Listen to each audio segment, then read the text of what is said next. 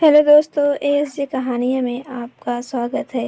कहानी अच्छी लगे तो प्लीज़ लाइक करना, कमेंट करना और चैनल पर नए हो तो सब्सक्राइब करके बेल आइकन को भी प्रेस करके ऑल पे क्लिक कर दीजिएगा। जब आधी रात को लड़की घर से गायब हो गई तो माँ बाप के होश उड़ गए। वे सोच में पड़ गए कि लड़की आखिर कहाँ गई। सारे मोहल्ले में शोर मच गया। हर किसी के जुबान पर एक ही नाम, मोहन। अब तो इज्जत का सवाल बन गया था। सारी रात लड़की की तलाश जारी रही। तभी परछत्ती से एक धीमी आहट हुई और सच ने सबको हिला कर रख दिया। पति के घर में घुसते ही गीता ने घबराहट भरे स्वर में कहा, मीता 3 घंटे से गायब है। कहाँ गई? मुझे पता होता तो तुमसे पूछती। ताई, नानी, कंदरन, चाचा किसी के घर गई होगी। इतना क्यों घबराती हो? मिल जाएगी। कोई दूध पीती बच्ची नहीं है। इसीलिए तो मैं अधिक परेशान हूँ कि अब वह दूध पीती बच्ची नहीं, 7वीं कक्षा में पढ़ने वाली लड़की है। फिर इतनी क्यों परेशान होती हो? पढ़ी लिखी है, अपना नाम पता बता सकती है, लिख सकती है, सब कुछ है, पर मेरा तो जी घबरा रहा है ना जाने क्या हो। ज़माना बुरा है, होगा कुछ नहीं। कुछ हुआ भी तो उसे भी तुम्हारे जैसा पति मिल जाएगा और मौज करेगी। भूल गई क्या वह दिन जब तुम घर से भाग गई थी? पति पत्नी दोनों इस बात पर हंसते हंसते लोटपोट हो गए। हंसी के नीचे अतीत की परतें उघड़ती चली गईं। एक क्षण में ही गीता जिंदगी के 20 वर्ष पीछे खड़ी हो गई। नटखट बचपन अभी पूरी तरह विदा भी नहीं हुआ था। वह न तो बहुत सुंदर ही थी, न बुद्धिमान। साधारण मध्यम परिवार की बेटी, पिता की डांट तथा माँ और दादी के निर्देशन में बड़ी हो रही थी। जरा जरा सी बात पर बड़ों की टोका टाकी उसे अच्छी नहीं लगती थी। मन मर्जी से घूमने फिरने की तो बात दूर, मर्जी से पहन ओढ़ भी नहीं सकती थी। बालों में कभी पीन टाक ली या टेढ़ी मांग निकाल ली तो दादी बुआ हाय तौबा मचा देती। कहती, फैशन करके कहाँ उड़ी जा रही है, जरा दब कर रहना सीख। गीता आग उगलती नज़रों से अपने इन अभिभावकों को देखती रहती। इन्हीं लोगों के प्यार दुलार से मन उमंगों से भी भर जाता था। वह 8वीं कक्षा में पढ़ती थी। सीधे स्कूल जाना और घर समय पर आना माँ की सख्त हिदायत थी। कुछ दिन पूर्व गीता के बाबूजी ने मकान के पिछवाड़े पड़ी खाली ज़मीन पर एक नया कमरा बनवाया था।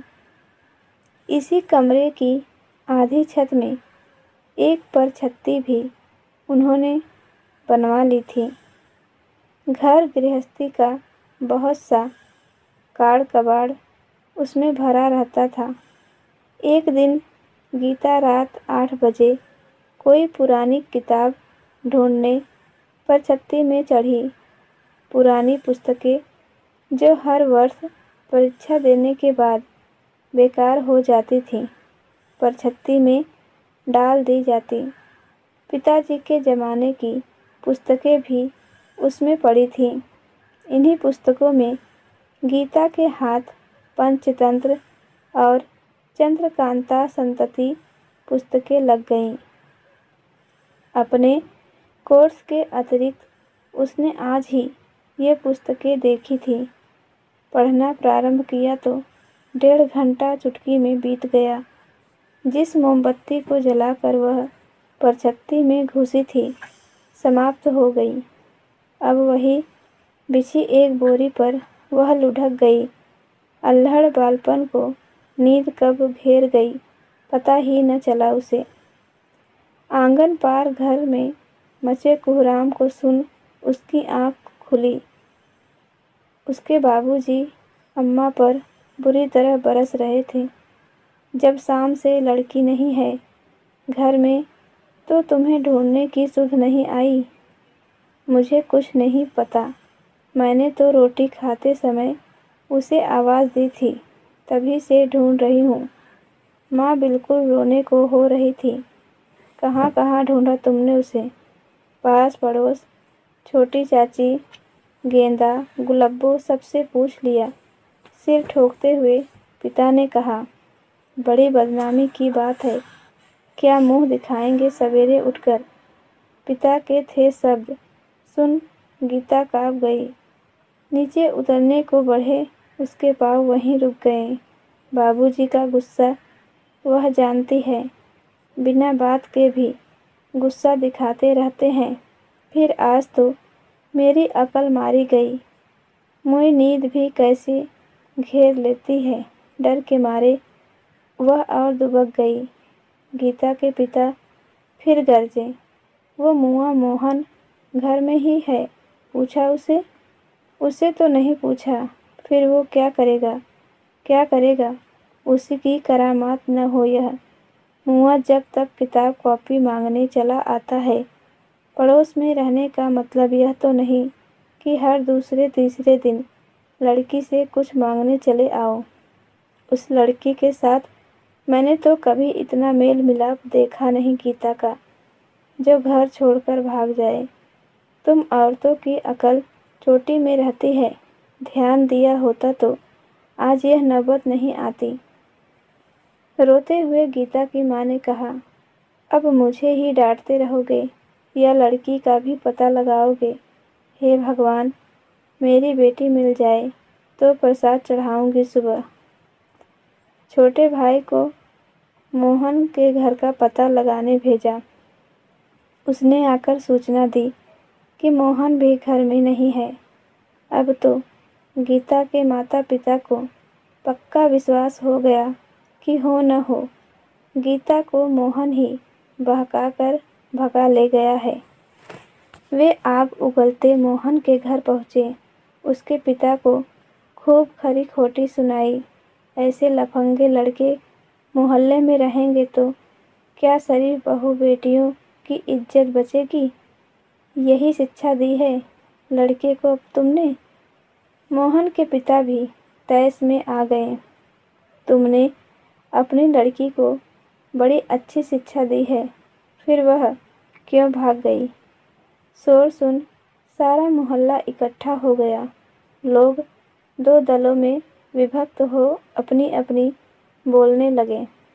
कुछ ने तो यहाँ तक सलाह दे डाली कि ऐसी बदनामी से तो शादी कर देना अच्छा है। लोग अपनी अपनी हाँक रहे थे कि सामने से मोहन साइकिल पर आता दिखाई दिया। घर के सामने मोहल्ले वालों की इतनी भीड़ देख वह घबरा गया। कुछ समझ नहीं सका। मोहन को देखते ही गीता के पिता ने आगे बढ़ उसका गला पकड़ लिया। बता, गीता कहाँ है? मोहन की तो दिग्दी बद गई। वह घबराते हुए बोला, चाचा जी, मुझे नहीं मालूम। कसम से मैंने गीता को 2 दिन से देखा तक नहीं।